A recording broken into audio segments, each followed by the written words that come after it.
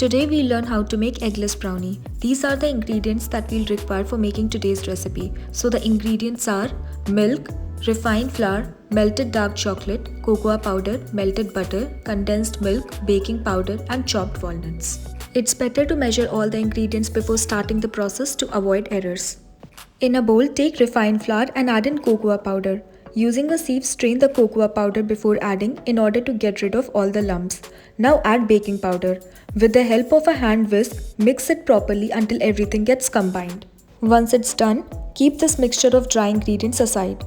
In a separate bowl, pour melted chocolate. The best way to melt chocolate is in microwave. Cut the chocolate into 1-inch small pieces and microwave it for 1 minute. Mix it and microwave it again if required. Now add in condensed milk.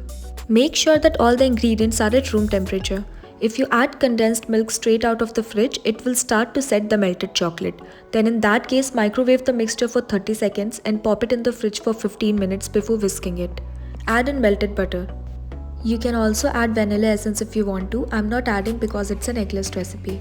Using an electric whisk, mix all the wet ingredients for 5 minutes on medium speed. If you do not have an electric whisk, mix it for 10 minutes using a hand whisk. Once the mixture starts to look like this, mix it on high speed for 3 to 5 minutes or until the color changes to light brown. At this point, it's going to have a ribbon-like consistency. Add in half of the previously prepared dry ingredients in the bowl and gently fold it using a spatula. For mixing the dry ingredients into the wet ingredients, we are using a spatula instead of an electric whisk because it helps in retaining the volume of the brownie and does not deflate the air bubbles already formed. Add half of the milk in the bowl and gently mix it using cut and fold method.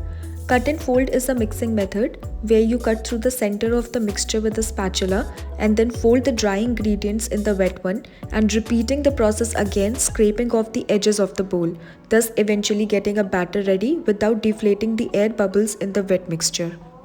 Now add in the remaining half of the dry ingredients and repeat the process.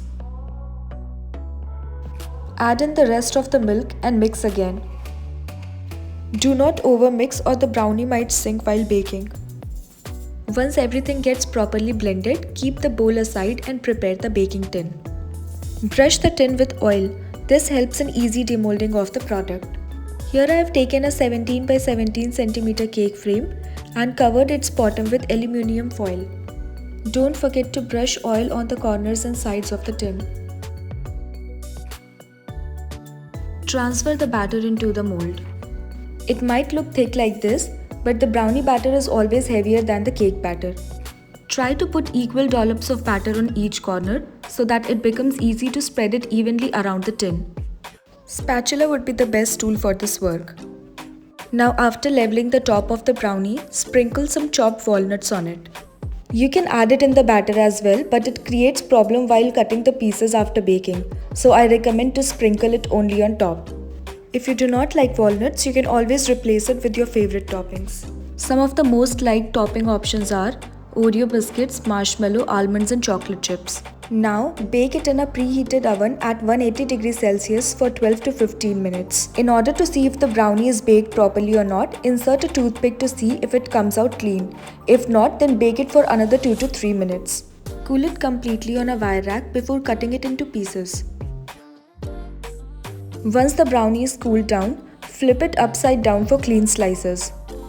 If you cut it without flipping, then chances are that the walnuts might fall off and the brownie gets very crumbly. Moving the knife back and forth, gently cut the brownie into 2 by 2 inch pieces. This recipe is going to yield about 450 grams of brownie.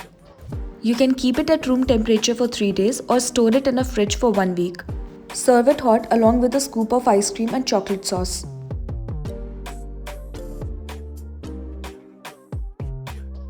If you enjoyed, then please like the video and subscribe for more step-by-step bakery recipes. Thank you for watching.